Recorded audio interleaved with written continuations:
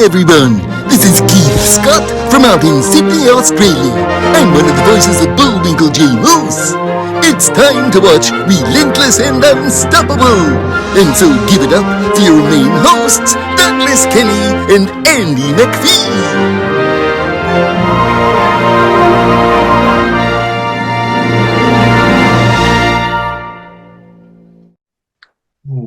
Really good question. I'm a person who I haven't talked to in a while, but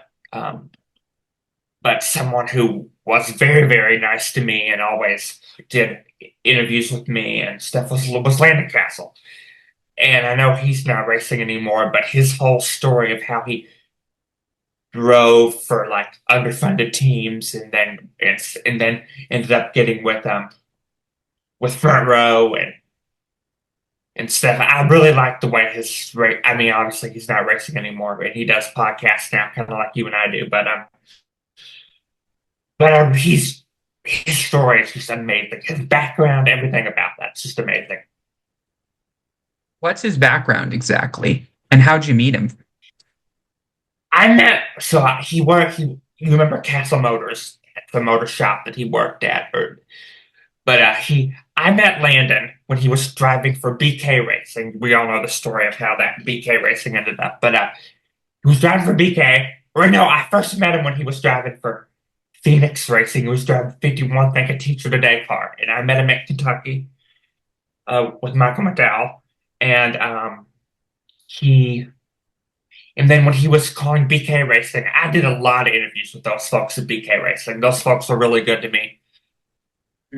Don't remember the receptionist or the operator at that shop the lady who would answer the phones.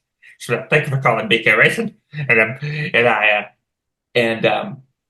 Landon, through that I met with Landon and we did an interview. And then when he parted ways with BK Racing, I called him on his cell phone the next day and said, "Hey, I know you just lost your ride. I'd love to do an exclusive with you on what your plans are." And so he called me up. We got on the phone and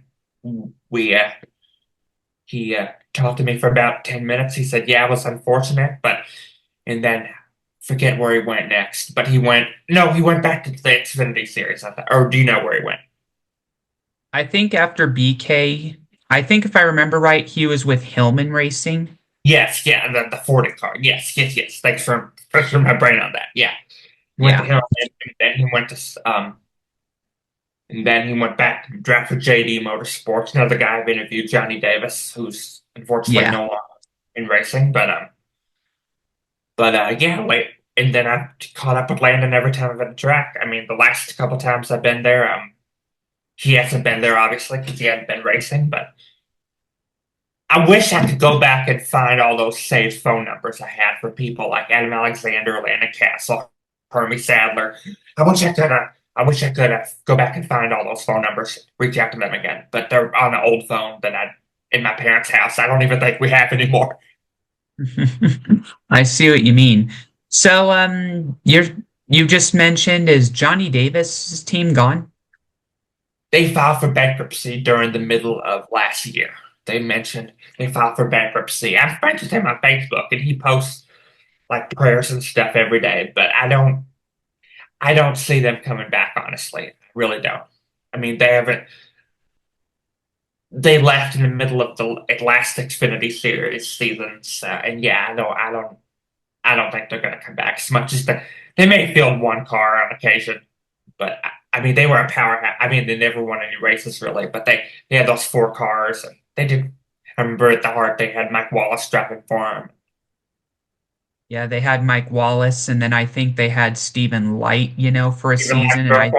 Stephen Light's another guy that drove for Hillman.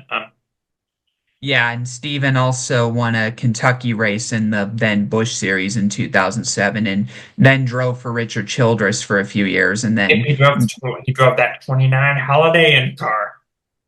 Yeah, and then he returned to the team, although under the Joe Falk Hillman name, for 2012, and then wasn't around for a while. He won that Rookie of the Year that year too. Yeah, and then he wasn't around for a bit, I don't think, and then it was, he came back with JD, and yeah. You interviewed him, didn't you?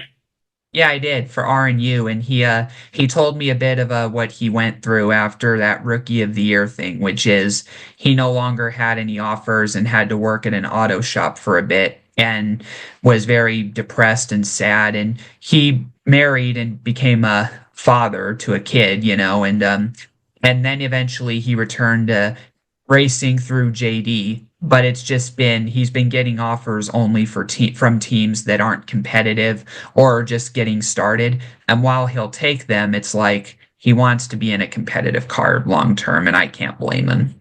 Yeah, yeah, like people like and another thing that I found kind of a shame is like like when like people like good drivers, like they lose their like they get older, they lose their spark and they kind of they kind of end up driving for back tier teams, the back half of the field for the last couple of years of their journey because they just want to keep racing. But it's sad that some of these drivers who are in the prime were really, really good.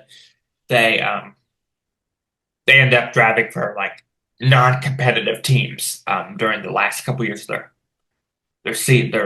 their driving career just because they want to keep racing. Like I see Greg Biffle as an example. After he lost the ride with Roush, he took a couple years off, and then he started driving the 44 car for John Cohen. I mean, John Cohen, I've interviewed him, but then that's not a competitive team. They don't even run the full schedule. But I know Biffle loves to race, and so Yeah, and even before the deal with New York Racing, he also drove for Kyle Busch, and that was his first NASCAR start, and he won that he race in won. the Truck Series. Yeah, he won that race, and I'd like to see Greg do some more stuff this year. I think he could do some good racing if he found the right opportunity. Yeah, that was the thing about him and the Roush deal. From what he mentioned, it was more along the lines of he didn't really lose the ride. It was a situation where it wasn't where results weren't consistent. It wasn't he was able to win races, but not a championship. And Roush was in the middle of a bad period where they weren't competitive. And Yeah, so Roush. When I first started watching racing, Roush had five cars. They had five cars: the six, the 16, the 17, the 26, and the 99. That was when I started watching in 2007.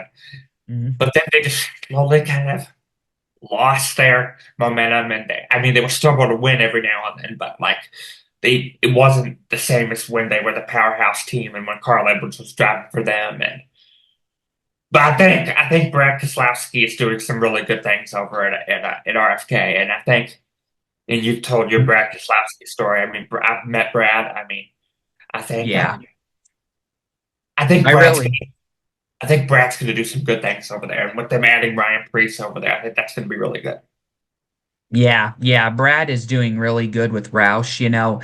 I can see through the Instagram and all that stuff that what Brad's doing with RFK is very, very productive, and that's very respectful that, he's learning to give back Yeah. rather than always take. The other thing I was going to mention, another driver who I'm going to get so much hate for this, but a driver that did so well. He's actually a seven-time champion, but it's now just Jimmy Johnson. I mean, I feel like I'm going to get hate for this, but I don't think he should have come back to drive part-time.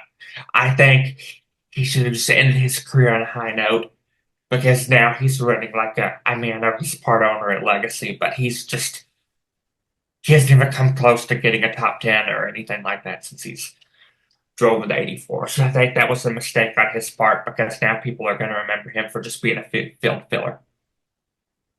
Yeah, I see what you mean.